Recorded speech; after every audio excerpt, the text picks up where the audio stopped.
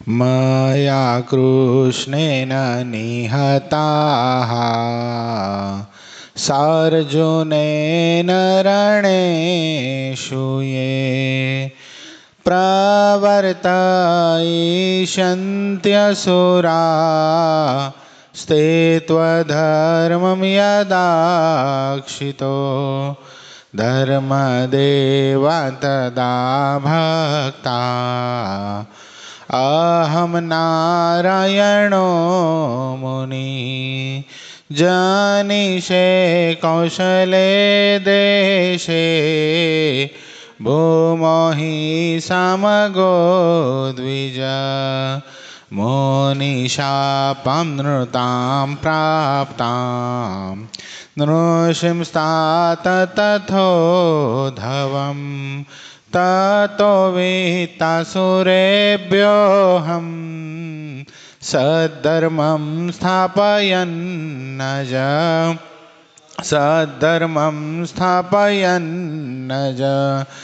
ओम अवतारिणे श्री स्वामीनारायणाय नमो नमः। श्री हरिकृष्णाय श्री घनश्यामाय श्री सहजानंद स्वामीने नमो नमः।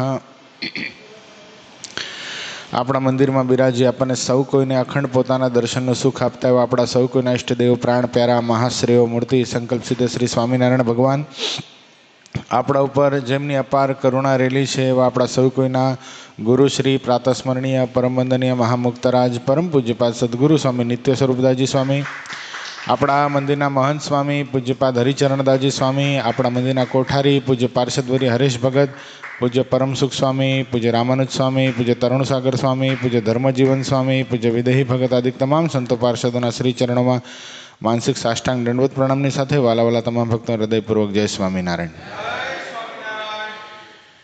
બહુ સરસ માસ આજથી પ્રારંભ થાય છે જેનું નામ છે ધનુર્માસ. આ માસની અંદર માંગલિક કાર્યો ન થાય પણ ભગવાનનું ભજન બહુ થાય.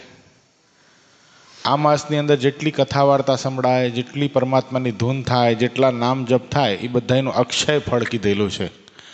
એટલે ખૂબ ભજન ભક્તિ અને કથા વાર્તા એની અંદર આપણે સૌ પોતાનું મન જોડવાનો પ્રયાસ કરશું. આખો મહિનો એવો સંકલ્પ કરીએ કે ખૂબ ભગવાનમય જીવન જીવી શકાય. લોયાનું પહેલું વચનામૃત અધૂરું છે, એને આપણે આજે આગળ વધારશું. સંવંત 1877ના કારતકવદી દશમીને દિવસ સ્વામી શ્રી સહજાનંદજી મહારાજ ગામ શ્રી લોયા મધ્યે સુરા ભક્તના દરબારમાં પરમહંસના અવતાર મધ્યે ઢોલિયા ઉપર બિરાજમાન હતા. રૂનો ભરેલો ધોળો સુરવાળ પહેર્યો હતો, ધોળી છીટની ડગલી પહેરી હતી અને માથે ધોળો ફેંટો બાંધ્યો હતો અને પોતાના મુખારવિંદની આગળ મુનિ તથા દેશ દેશના હરિભક્તની સભા ભરાઈને બેઠી હતી. છેલ્લો પ્રશ્ન આપણે જોયો તો ભજનાનંદ સ્વામીનો ઉત્તમ, મધ્યમ અને કનિષ્ઠ 3 પ્રકારના વૈરાગ્યની વાત હતી.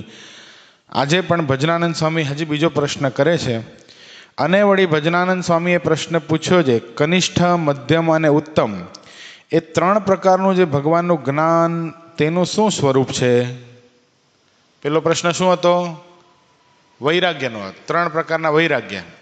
આ શું પ્રશ્ન છે? 3 પ્રકારનું ભગવાનનું જ્ઞાન, ઉત્તમ, મધ્યમ અને કનિષ્ઠ.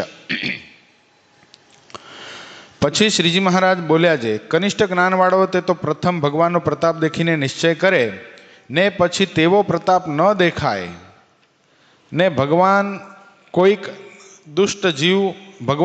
દુષ્ટ જીવ દ્રોહ કરતા હોય અને તેનું કંઈ ભૂંડું ન થાય ત્યારે તેને નિશ્ચય રહે નહીં, એને કનિષ્ઠ જ્ઞાનવાળો કહીએ. પેલા કનિષ્ઠને સમજીએ.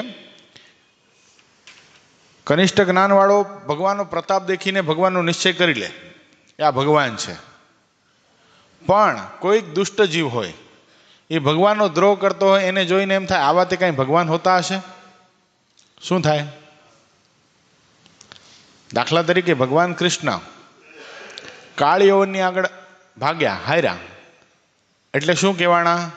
રણછોડરાય. એ આપણે બધા કહીએ છીએ ને, પણ શિશુપાલ વૃત્તિવાળા હોય એ શું કે આ તો ગોવાળીઓ બીને ભાગી ગયો.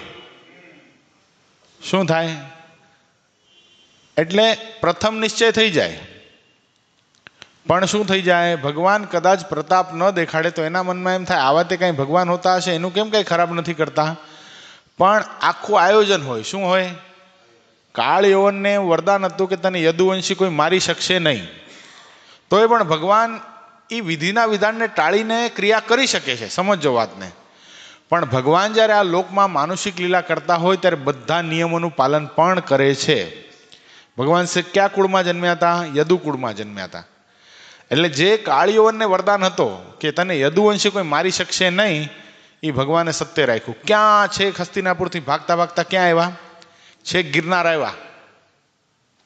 દામોદર કુંડ પાસે આ મુચકુંદ ગુફા છે. દોડતા દોડતા એ મુચકુંદ ગુફામાં ઘૂસી ગયા ભગવાન. મુચકુંદ મહારાજા વર્ષોથી સાધના કરતા. આમાં ઘણા બધા પ્રકારો ભેગા થયેલા હોય. હવે મુચકુંદ મહારાજાને એવો વર હતો, મુચકુંદ મહારાજાએ અસુરોની સામે લડાઈમાં દેવતાઓનો સાથ આપેલો અને એમાં દેવતાઓનો વિજય થયો. એટલે પછી મુચકુંદ મહારાજા બહુ થાક્યા. એટલે પછી દેવતાઓ બહુ પ્રસન્ન થયા અને મુચકુંદ મહારાજાને કીધું, માંગો રાજા, તમને શું જોઈએ છે? કે બસ હું થાકી ગયો, બસ સૂઈ જાઉં છે મારે.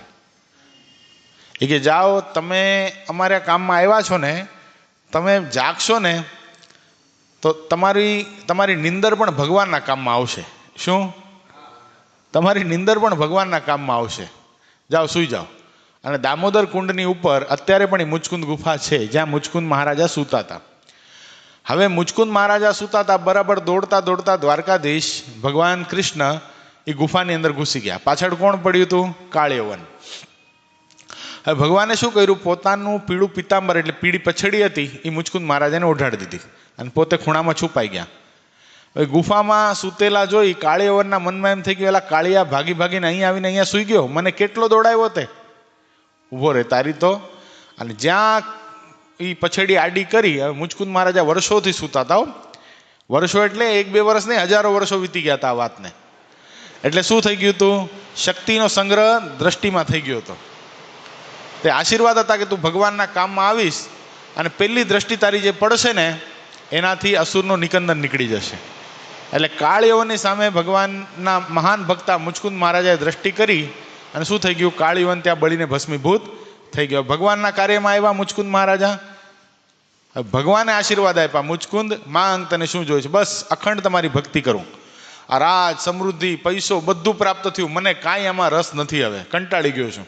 બસ અખંડ આપની ભક્તિ કરી શકું. આપની મૂર્તિ ભૂલાય નહીં એવું મને આપો. એ મુચકુંદ મહારાજા બીજા જન્મે કોણ થયા? પીપલાણાના નરસિંહ મહેતા. આપણે ગાઈએ છીએ ને, મારી હોંડી સ્વીકારો મહારાજ રે, શામળા ગીરધારી. એ મુચકુંદ મહારાજા. એ કોણ થયા? નરસિંહ મહેતા થયા. હવે સમજવા જેવી વાત. એ નરસિંહ મહેતા હજી બીજા જન્મે કોણ થયા? પેલા પીપલાણાના નહીં હો, સારી ભૂલમાં બોલાઈ ગયું. પેલા નરસિંહ મહેતા જુનાગઢના નરસિંહ મહેતા થયા. અને પછી ઈ નરસિંહ મહેતા જો અખંડ ભગવાન કૃષ્ણનું ભજન કર્યું, ગોલોકધામમાં ગયા. પણ એમ કહેવાય છે કે જ્યારે પૂર્ણ પુરુષોત્તમ નારાયણ બ્રહ્માંડમાં પધારે છે ત્યારે મોટા મોટા ઈશ્વરો, મોટા મોટા અવતારો, મોટા મોટા અધિષ્ઠાતાઓ પોતે પોતાના મુક્તોની સાથે આ પૃથ્વી ઉપર આવે છે. સમજા જેવી વાત છે. આ મગજમાં નહીં બેસે, થોડુંક હજી આમાં સમજજો.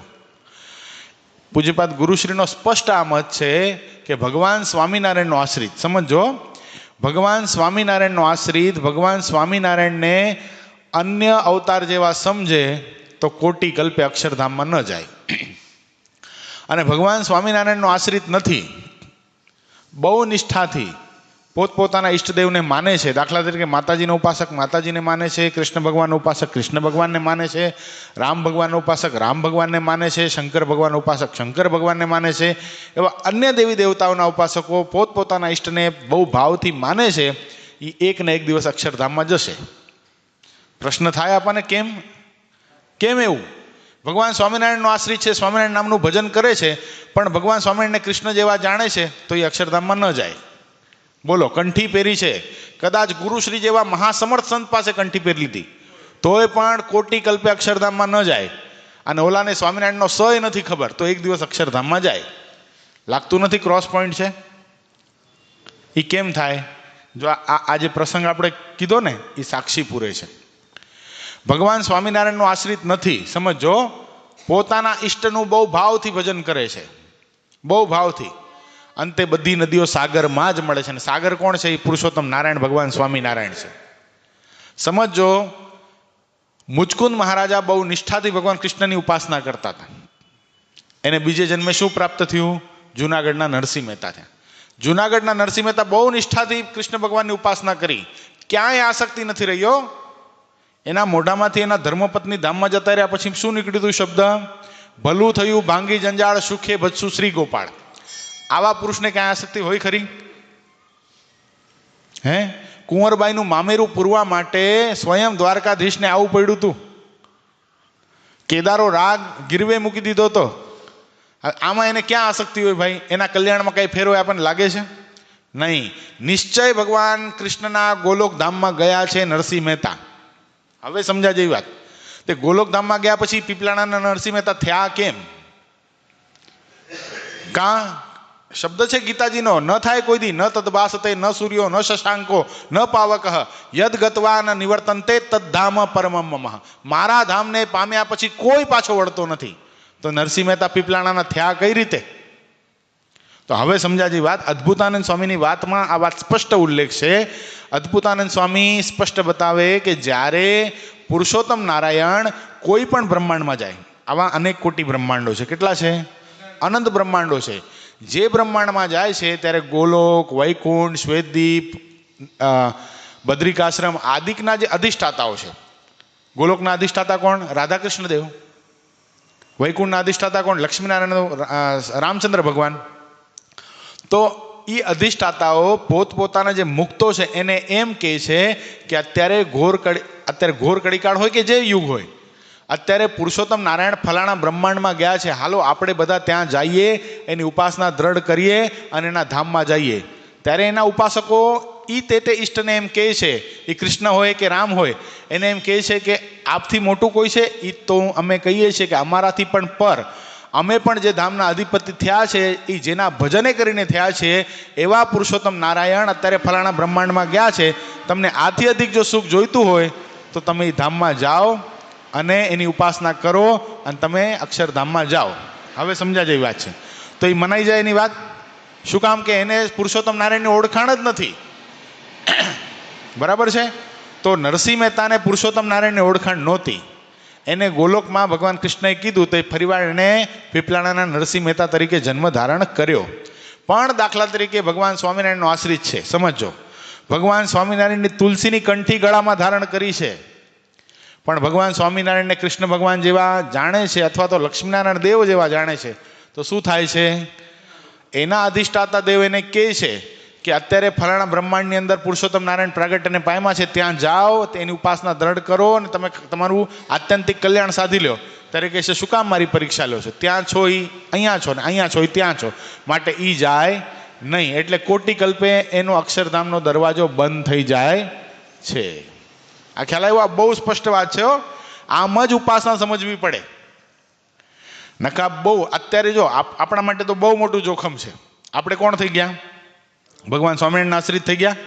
હવે આપણી નિષ્ઠામાં જો ફેર રહે, આપણે ભગવાન સ્વામિનારાયણને અન્ય અવતાર જેવા જાણીએ તો આપણા માટે કોટી કલ્પે અક્ષરધામમાં જવાના દરવાજા બંધ થઈ જાય. એટલે સ્પષ્ટ ઉપાસના, શુદ્ધ ઉપાસના સમજવી બહુ અગત્યની છે. એ સમજાય ક્યાંથી?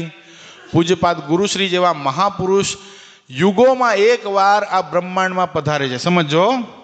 સમજો, પરબ્રહ્મ ચરિત્ર સાર સંગ્રહ લખનાર છે નંદકિશોરદાસજી સ્વામી, જેમણે આત્યંતિક કલ્યાણ નામનો ગ્રંથ લખ્યો, ભુજ મંદિરથી પ્રકાશિત થયેલો છે.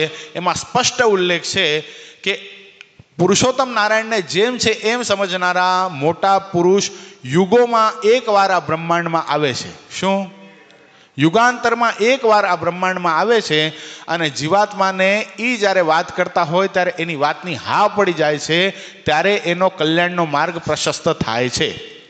એટલે આપણા કેટલા મોટા ભાગ તમે કલ્પના કરો, સ્વામિનારાયણ સંપ્રદાયનું જે અર્ક કહેવાય, અર્ક મલાઈ કહેવાય, મલાઈ તર કહેવાય, એ સ્વામિનારાયણ સંપ્રદાયના મહાનતમ સદગુરુ પરમ પૂજ્યપાદ આપણા ગુરુશ્રી, એણે ડોંબીવલી, વિચાર કરો, ડોંબીવલી એટલે એ સમયમાં મુંબઈનું આમ જેને કહેવાય ને એકદમ નિમ્ન સ્તરનું શહેર કહેવાય.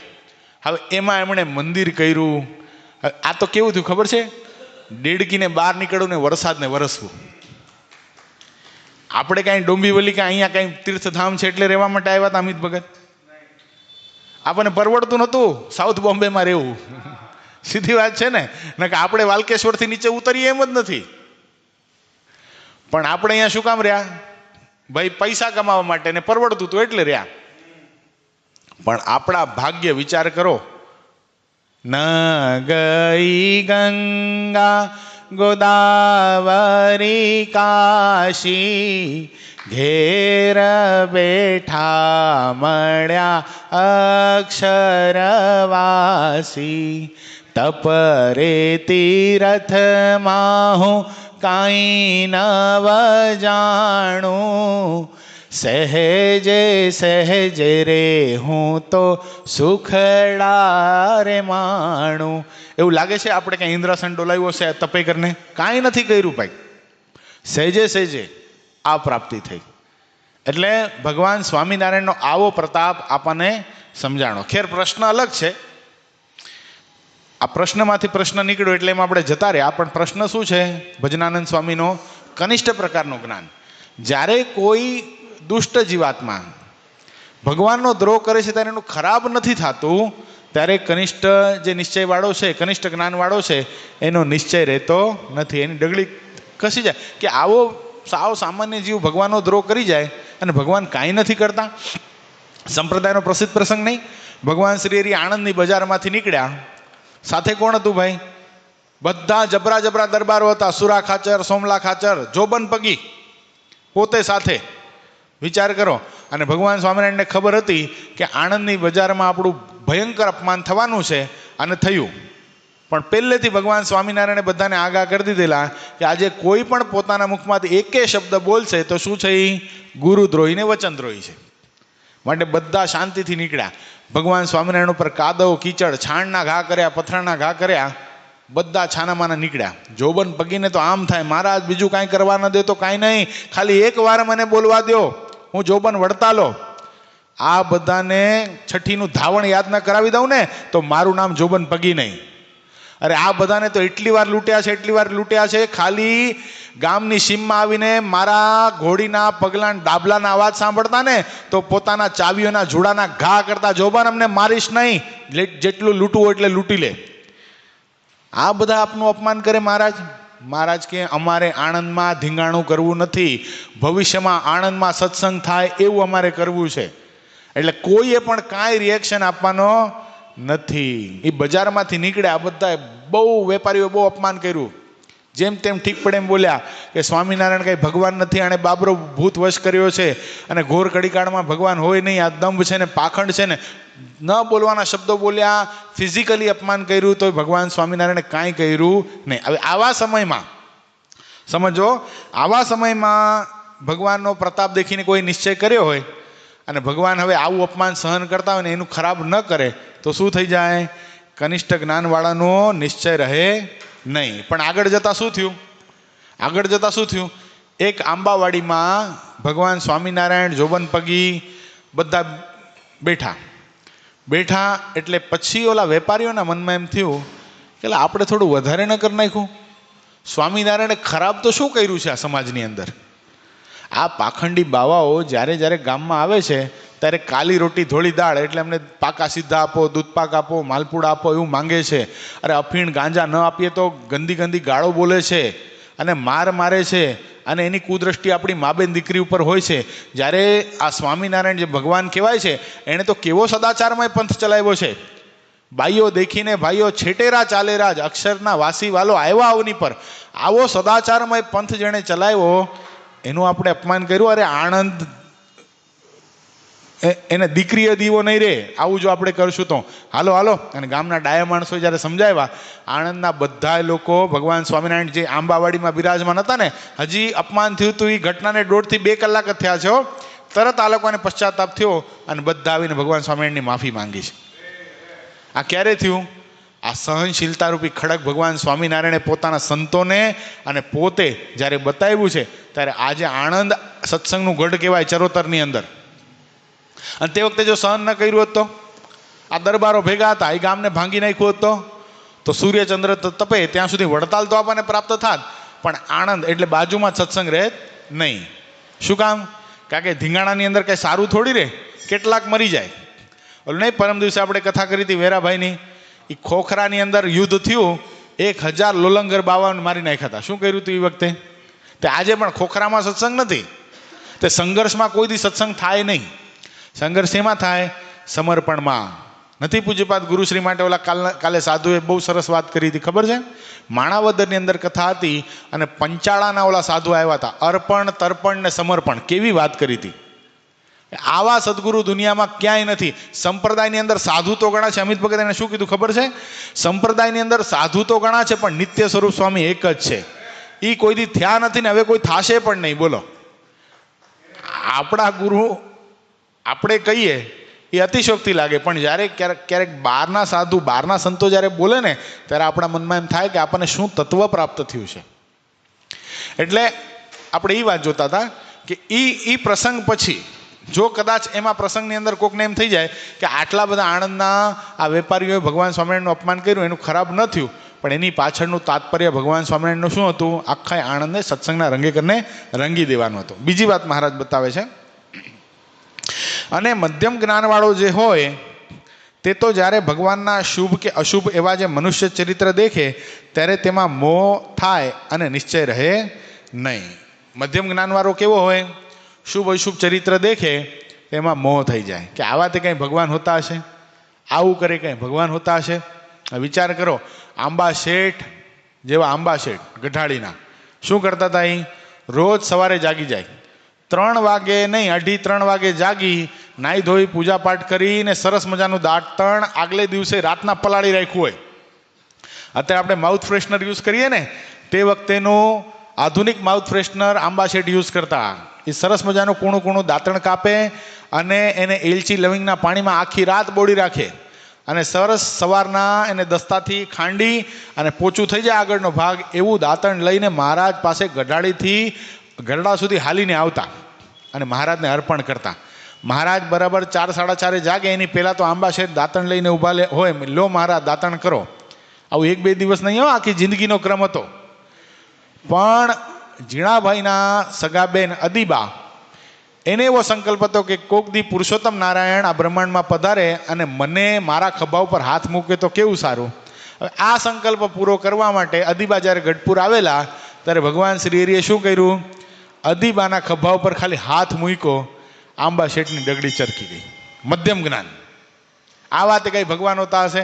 અમને શિખામણ આપે છે પર સ્ત્રીને મા બેન દીકરી સમાન માનવી, અને પોતે હાથ મૂકે છે. આમાં કાંઈ મારે કરવું નથી. એ દાંતણ હોતા પાછા વળી ગયા. મહારાજ કે દાંતણ તો આપતા જાઓ ભલામણ, આજે દાંતણ કેમ કરવું? તે નાના નથી આપવું, જાઓ તો તમે ભગવાન નથી. તે મહારાજ વળી મુક્તાનંદ સ્વામીની સામે જોયું. તે માનું શું કર્તવ્ય?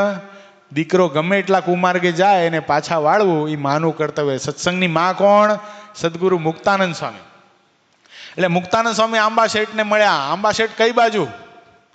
એ કે નહીં, બસ હવે ઘરે જાશું. જાઓ, વાંધો નહીં, કાંઈ વાંધો. અત્યારે જવા દીધા. પછી મુક્તાનંદ સ્વામી ફરતા ફરતા ગઢાડી ગયા એટલે આંબા શેઠે સ્વાગત કર્યું. આવો સ્વામી આવો, તમે સાધુ સાચા પણ સ્વામિનારાયણ ભગવાન નથી. શું કીધું? તમે સાધુ સાચા પણ સ્વામિનારાયણ કઈ ભગવાન નથી. મુક્તાનંદ સ્વામી કે પણ તમને એવું શું લાગ્યું એમ? તો તમે ભગવાન કોને માનો છો? મુક્તાનંદ સ્વામી પ્રશ્ન કર્યો. એ કે રામને ભગવાન માનું છું, કૃષ્ણને ભગવાન માનું છું. એ કે સરસ, હોય જ ને, ભગવાન જ છે. તો કૃષ્ણ ભગવાને શું કર્યું? ભગવાન સ્વામિનારાયણને ભગવાન શું કામ નથી માનતા કે અદીબાના ખભા ઉપર હાથ મૂક્યો? તો કૃષ્ણ ભગવાને શું કર્યું હતું ભાઈ? 16,100 એ બધાને લઈ આવ્યા. 8નું તો અપહરણ કર્યું હતું અમિત ભગત, કાયદેસર. રૂકમણીજીને કેવી રીતે લઈ આવ્યા હતા? તેલાઈ કે 16,108 સાથે લગ્ન કરે એને ભગવાન માનો છો? તો એકના ખભા ઉપર હાથ મૂક્યો ને ભગવાન મટી ગયા. અને આપણે ભગવાન માટે નથી કોઈ સ્ત્રી કે નથી કોઈ પુરુષ, આપણે તો બધા ઢીંગલા છીએ, ઢીંગલા. તમે દાખલા તરીકે તમારા દીકરાના લગ્ન થાય અને તમારી જે પુત્રવધુ હોય એના ઓરડામાં તમારે જવું હોય તો તમે શું કરો? તો હું ખોખારો ખાઉં. કે શું કરું? હું ખોખારો ખાઉં. એટલે પુત્રવધુ શું કરી લે? માથા ઉપર ઓઢવું હોય તો ઓઢી લે, અથવા સરખું થવું હોય તો સરખું થઈ જાય. પણ તમને ખબર પડે કે ઓરડામાં પુત્રવધુ નથી, ઢીંગલી છે અને પુત્રવધુના કપડા પરને બેઠી છે, તો તમને સંકોચ થાય? આંબા શેઠ કે તો શેનો થાય, ઢીંગલીને થોડી સંકોચ કરવાનો હોય, તો ઓરડામાં જાઓ. તો મુક્તાનંદ સ્વામી કે આંબા શેઠ એટલું સમજવાનું છે, ભગવાન સ્વામિનારાયણના મતે આપણે બધા ઢીંગલા ઢીંગલી જેવા જ છીએ, માંસના પૂતળાઓ જ છીએ, એના માટે નથી કોઈ સ્ત્રી કે નથી કોઈ પુરુષ. આંબા શેઠ મુક્તાનંદ સ્વામીને ભખો ભગ દંડવત કરીને કે સ્વામી સારું થયું તમે આવ્યા, નકા આ આંબો સુકાઈ જાત. શું? આંબો લીલો પલ્લવિત રહેત નહીં સત્સંગમાં, આંબો સુકાઈ જાત. આવા આંબા શેઠ. પણ ક્યાં આવ્યા? મધ્યમ જ્ઞાનમાં આવ્યા. ઉત્તમ જ્ઞાન કોને કહીએ? અને ઉત્તમ જ્ઞાનવાળો એમ હોય તેને તો એમ વર્તે છે, ભગવાન ગમે તેવી શુભ અશુભ ક્રિયાને કરતા દેખીને પણ તેમાં મોહ થાય નહીં અને નિશ્ચય જાય નહીં. તથા જેણે પોતાને નિશ્ચય કરાવ્યો હોય તે જો વળી એમ કહે છે આ ભગવાન નથી, ત્યારે તેને એમ કહે છે તારું માથું ફર્યું છે, એવો જે હોય તેને ઉત્તમ જ્ઞાનવાળો કહીએ. ઉત્તમ જ્ઞાનવાળો. એક દિવસ મહારાજ દાદા ખાચરના દરબારમાં ઉગમણા બાર ઓરડાની ઓસરીએ એક હિંડોળો લગાડેલો હતો, અને હિંડોળા ઉપર એક બાજુ લાડુબા ને એક બાજુ જીવબા બેઠા હતા, અને દાદા ખાચર હિંચકાવતા હતા. તે દાદા ખાચરને દરબારોએ પૂછ્યું, દાદા તને શરમ નથી આવતી? તારી જુવાન બહેનો અને આ સ્વામિનારાયણ પણ યુવાન, એને તું હિંચકાવે છે? અરે મને શરમ છે નહીં, પૂર્ણ પુરુષોત્તમ નારાયણ બિરાજમાન છે ને એક બાજુ રાધિકાજી બેઠા છે ને એક બાજુ લક્ષ્મીજી બેઠા છે, અને હું તો ભગવાનનો સેવક થઈને એને હિંચકાવું છું. આને શું કહેવાય? ઉત્તમ જ્ઞાન. ઓલા નહીં એક ભગત, નામ તો ભૂલી ગયો હું, શેડુભારના કોણ હતા? ભગતનું નામ બહુ સારું છે, મયુર ભગત યાદ છે? શેડુભારના બહુ સારું નામ છે. પેલા વાળ મોટા કર્યા હતા, રઘુવીરજી મહારાજ માથા ઉપર હાથ મૂક્યો તો પછી વાળ ન કપાવ્યા. ભગતનું નામ ભૂલી ગયો. હા હે વીરા સાખણ. સરસ. કોણ બોલ્યું? પુનિત ભગત ને? સરસ. વીરા સાખણ. એને છે ને એક જણાએ કીધું કે સ્વામિનારાયણ છે ને દાદા ખાચરની બે બહેનો એટલે એબલ ખાચરની બે બહેનોને લઈને ભાગી ગયા છે. તો એના મોઢામાંથી એવા શબ્દ નીકળ્યા કે 16,108 લઈને ભાગે ને ત્યાં સુધી મારા ઈષ્ટદેવ ભગવાન સ્વામિનારાયણ છે ને એ તો કૃષ્ણ જેવા, એનાથી વધારે લઈને ભાગે ને ત્યારે એનાથી મોટા કહીશ. શું? આને ઉત્તમ જ્ઞાનવાળા કહેવાય. અને અહીંયા એમ કે જેણે નિશ્ચય કરાવ્યો હોય એ પણ એમ કે આ ભગવાન નથી, ત્યારે એને શું કહી દે? તારું માથું ફર્યું છે. એટલે બુવા ગામના કાનદાસ પટેલ હતા ને, નિર્વિકલ્પાનંદ સ્વામી સત્સંગ કરાવેલો. બુવા ગામના કાનદાસ પટેલને કોઈ રીતે સત્સંગ થતો નહોતો. કાનદાસ પટેલને સત્સંગ નહોતો થતો એટલે નિર્વિકલ્પાનંદ સ્વામી સોગંદ ખાધા કે સ્વામિનારાયણ ભગવાન ન હોય તો આખું બ્રહ્માંડ ભાંગે ને જે પાપ લાગે મારા શિરે પટેલ કંઠી ધારણ કરો. એટલે પટેલને પછી મનમાં એમ થઈ ગયું કે કંઠી ધારણ કરવા જેવી છે, એટલે કંઠી ધારણ કરી. સમય જતાં નિર્વિકલ્પાનંદ સ્વામીનું ભયંકર અપમાન સત્સંગમાં થયું. એ પ્રસંગ બહુ લાંબો છે તો વચનામૃત નહીં પૂરું થાય. એટલે ભયંકર અપમાન થયું એટલે નિર્વિકલ્પાનંદ સ્વામીએ તે વખતે 1000 લોકોની કંઠી તોડાવી. કેટલી? 1000 લોકોની કંઠી તોડાવી. સ્વામિનારાયણ ભગવાન નથી એમ કહીને. એમ કરતાં કરતાં ક્યાં ગયા હતા? આ બુવા ગામમાં ગયા. કાનદાસ પટેલને કીધું, પટેલ તમે પણ ભૂલા પડ્યા અને હું પણ ભૂલો પડ્યો, સ્વામિનારાયણ કંઈ ભગવાન નથી. પટેલે પરણો હાથમાં લીધો. એટલે લંગોટા શરમ નથી આવતી? જે દિવસે તને સત્સંગ કરાવો હતો તેથી આખા બ્રહ્માંડનું પાપ માથે લેતો હતો, અને આજે તારું કાંઈ નથી બન્યું, તને કાંઈ હરખું નથી આવ્યું, એટલે તું મારી કંઠી તોડાવવા માટે આવ્યો છે. નીકળી જાય અહીંયાથી ને કે આ પરણો હગો નહીં થાય. અને હવે તો મને ગોપાળાનંદ સ્વામી ને મુક્તાનંદ સ્વામી જેવા મહાસમર્થ સંતનો સંગ થઈ ગયો. આ ભગવાન સ્વામિનારાયણ તો જીવમાં ગરી ગયા છે. આ કંઠી ગળામાંથી નીકળે એમ નથી અને કાઢવી પોહાય એમ નથી, અને આ માથા હાટે સત્સંગ છે. નીકળી જાય અહીંયાથી. એટલે એને શું કહેવાય? ઉત્તમ જ્ઞાન. અને તેમાં જે કનિષ્ઠ જ્ઞાનવાળો હોય તે તો અનેક જન્મે કરીને સિદ્ધ થાય છે. પેલો જે બતાવ્યું ક્યારે સિદ્ધ થાય? અનેક જન્મે કરીને. મધ્યમ જ્ઞાનવાળો 2-3 જન્મે સિદ્ધ થાય છે. 2-3 જન્મે સિદ્ધ થાય. અને ઉત્તમ જ્ઞાનવાળો છે તે એક જ જન્મે આને આ જન્મે સિદ્ધ થાય છે એવી વાર્તા કરી. ત્યાર પછી મોટા શિવાનંદ સ્વામીએ પ્રશ્ન પૂછ્યો, જે ભગવાનનો નિશ્ચય તો સંપૂર્ણ હોય તો પણ અંતરમાં કૃતાર્થપણું મનાતું નથી, તેનું શું કારણ છે? બહુ સરસ મજાનો પ્રશ્ન. પુનિત ભગત શું પૂછ્યો? ભગવાનનો નિશ્ચય સંપૂર્ણ છે પણ અંતરમાં આઠોપોર આનંદ નથી વર્તતો. કૃતાર્થપણું એટલે હું ધન્ય થઈ ગયો, બળભાગી બની ગયો, મને આવા ભગવાન મળ્યા, આવા સદગુરુ મળ્યા, આવા હરિભક્તોનો સંગ પ્રાપ્ત થયો, માટે હું બળભાગી છું, આવું અંતરમાં મનાતું નથી. એનું શું કારણ છે? આ પ્રશ્ન મોટા શિવાનંદ સ્વામીનો નથી, આપણો છે. આવું આપણને ફીલ થાય છે? આપણને બધું પ્રાપ્ત થયું છતાંય પણ અંતર શૂનું શું કામ રહે છે ભાઈ? શું કામ રહે છે? એનો ઉત્તર મહારાજ આપશે. જો ત્યારે શ્રીજી મહારાજ બોલ્યા છે, કામ, ક્રોધ, લોભ, સ્વાદ, સ્નેહ, માન ઇત્યાદિ જે અંતરશત્રુ, તેણે કરીને તેનું અંતઃકરણ દગ્ધ વર્તે છે. શું થાય છે? અંતરશત્રુએ કરીને અંતરશત્રુએ જીવાત્માને હરાવી નાખ્યા છે, જેથી કરીને અંતરશત્રુ એના ઉપર હાવી થઈ ગયા છે, એટલે અંતઃકરણ દગ્ધ વર્તે છે, જેથી કરીને એને પૂર્ણકામપણું મનાતું નથી ને કૃતાર્થપણું મનાતું નથી. તો આમાં ક્રોસ પોઈન્ટ થાય છે. ભગવાન સ્વામિનારાયણ મધ્ય પ્રકરણના 13મા વચનામૃતમાં બતાવે કે આ તેજને વિશે જે મૂર્તિ છે એ પ્રત્યક્ષ મહારાજ છે, અને આવી ઉપાસનાનું બળ જેને હશે એને કામ નહીં વ્યાપે, ક્રોધ નહીં વ્યાપે, બધા અંતરશત્રુ થકી મુક્ત થઈ જશે. અહીંયા મહારાજ કે નિશ્ચય હોય તો પણ કૃતાર્થપણું મનાતું નથી. તો બે વાતને કેમ સમજવી પુનિત ભગત? થઈ ક્રોસ પોઈન્ટ થયો એ તો ખબર પડી. બે જગ્યાએ મહારાજ અલગ અલગ રીતે કેમ બોલ્યા અમિત ભગત? નહીં નહીં, નિશ્ચયની ના નથી. જો નિશ્ચય તો છે, એ વાત બરાબર છે. નિશ્ચય હોય તો એ રેવા જ ન જોઈએ ને. પહેલી વાત નિશ્ચય છે તો અંતરશત્રુ રહેતા નથી, એમ મહારાજે મધ્યના 13માં બતાવ્યું. તો આમાં નિશ્ચય સંપૂર્ણ છે. જો શબ્દ વાંચું પર ભગવાનનો નિશ્ચય તો સંપૂર્ણ છે, તો કામ, ક્રોધ, લોભ કેમ રહી ગયા? બોલો, ઉત્તર તો કરવો પડશે ને. જ્યાં સુધી ઉત્તર નહીં થાય ત્યાં સુધી આગળ નહીં જાય સભા, કે મને આવડતો નથી. કયો થોડુંક તો મગજ દોડાવો. દિનેશ ભગત આંખ બીચીને બેઠા છે. આ પ્રશ્ન હતો ને આપણે જવાબે આપેલો છે, એને ખબર છે, પણ ભૂલી ગયા. અનિલભાઈ યાદ આવે છે કાંઈ? નહીં. જો નિશ્ચય છે એટલે શું કર્યું? મેડિકલ કોલેજમાં એડમિશન મળી ગયું, બરાબર છે. નીટની પરીક્ષા પાસ કરે એટલે શું થાય? મેડિકલ કોલેજમાં એડમિશન મળી જાય. પણ મેડિકલ કોલેજમાં એડમિશન મળી જાય ને પછી કાંઈ કરે નહીં તો ડૉક્ટર થાય? મજા જ કરે, બંક મારીને ક્રિકેટ જ રમે મારી જેમ, તો પહોંચે? ડૉક્ટર થાય? MS કે MD થાય? ન થાય. તો નિશ્ચય છે એનો મતલબ શું? એડમિશન મળી ગયું છે. એમ કહેવાય ને કે CA કે MBA થાય એનું પેકેજ સ્ટાર્ટ જ 18 લાખનું પેકેજ થાય વાર્ષિક. થાય તો પણ CA કરવાનો પ્રારંભ થયો ને મળવા માંડે? ન મળવા માંડે. CA કરીને CA સુધી પહોંચવું તો પડે, CA ની ડિગ્રી લેવી તો પડે. એટલે નિશ્ચય થઈ ગયો એટલે એડમિશન પ્રાપ્ત થઈ ગયું છે. હવે એને શું કરવું પડે? ભણવું પડે. પછી કદાચ ભણ્યા પછી શું કરવું પડે? નોકરીએ જવું પડે. નોકરીએ જાય તો 18 લાખ રૂપિયા આવે, ન જાય તો? CA MBA થયા પછી ઘરે બેઠો રહેતો? નહીં, મારે તો પેકેજ છે ભાઈ. તો નિશ્ચય છે, નિશ્ચય થઈ ગયો છે. અને સાધન તે શું? આ ભજન કરીએ ને એ સાધન છે. એટલે આ કામ, ક્રોધ, લોભ શું કામ માથું ઉચકવા ન દેતા?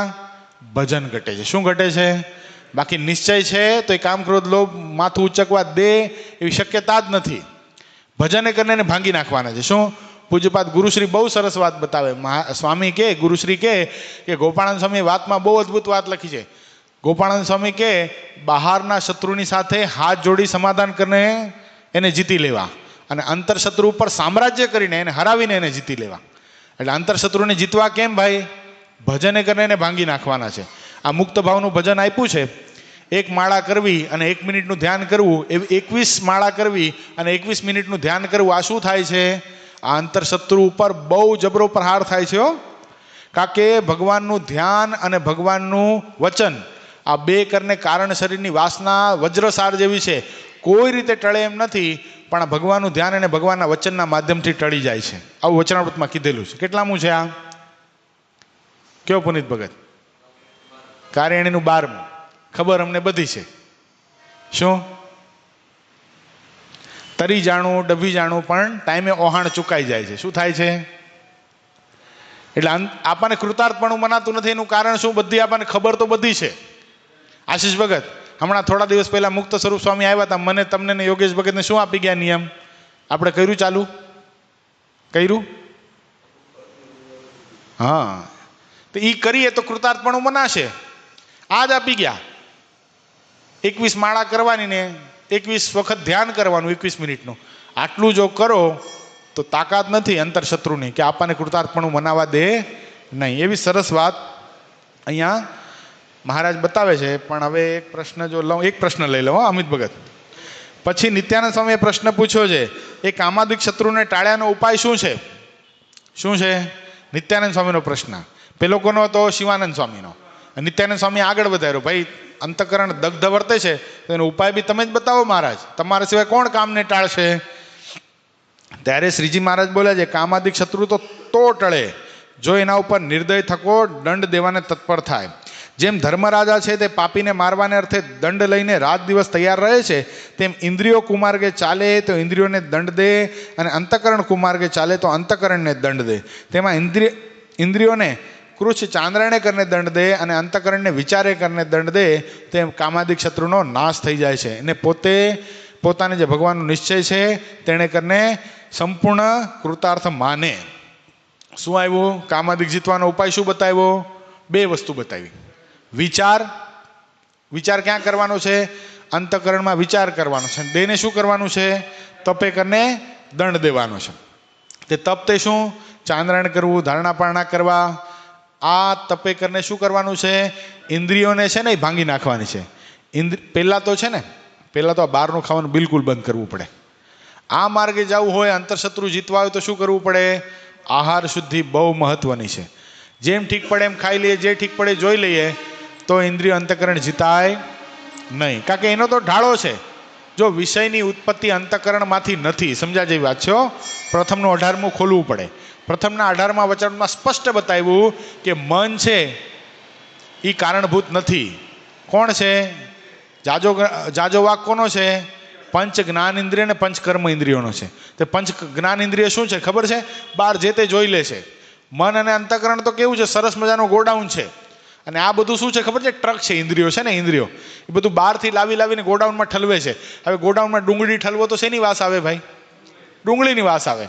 સરસ મજાનું ગુલાબ ઠલવો તો શું થાય? ગુલાબની સુગંધ આવે. એ મન અને અંતઃકરણનો વાંક નથી, પણ ઇન્દ્રિયોને કુમાર્ગે ચાલતા પાછા વાળવા હોય તો આહાર શુદ્ધિ કરવી પડે, કૃષ ચાંદ્રાયણ આદિ કરવું પડે. આ મુક્તિનો માર્ગ એટલો સહેલો નથી કે આપણે ખાલી સવાર સાંજ 2 વાર આવી જઈએ મંદિરમાં, ભગવાન ઊભા છે દર્શન કરી લે, ભગવાન કલ્યાણ કરી નાખે. એ થાય, પણ કેવું થાય ખબર છે? કનિષ્ઠ જ્ઞાનવાળા જેવું થાય. આગળ બતાવ્યું ને, 3-4 જન્મે થાય. મધ્યમને 2-3 જન્મ કહી દીધા. આને આ જન્મે કરવું હોય તો શું થાય? ઉત્તમ જ્ઞાન કરવું પડે. તો ઉત્તમ જ્ઞાન કરવા માટે બધા પાસા હાલવા પડે.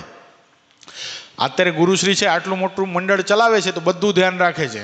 પોતાના સંતોને પ્રતિભામાં ક્યાંય અટકાવતા નથી. જો જેને કથા કરવી હોય એને કથા કરવા દે, જેને સંગીત શીખવું હોય એને સંગીત શીખવા દે, જેને ભણવું હોય એને ભણવા દે, બધું જ કરવા દે. પણ પાછી એની સાધુતા ઉપર પણ સંપૂર્ણ ધ્યાન રાખે છે. તો આવું આપણા જીવનની અંદર પણ બધું આ કરવું પડે. આપણે આગળ વધવું છે, પૈસા કમાવા છે, દાન આપવું છે, સંપ્રદાયની અંદર મોટા હરિભગત થવું છે, બધું કરવું છે. પણ આત્યંતિક કલ્યાણ ચૂકાઈ જાય તો બધું કર્યું શું થઈ ગયું? વ્યર્થ થઈ ગયું. એટલે આ તો બહુ અગત્યની વસ્તુ છે, ખૂબ જ અગત્યની વસ્તુ.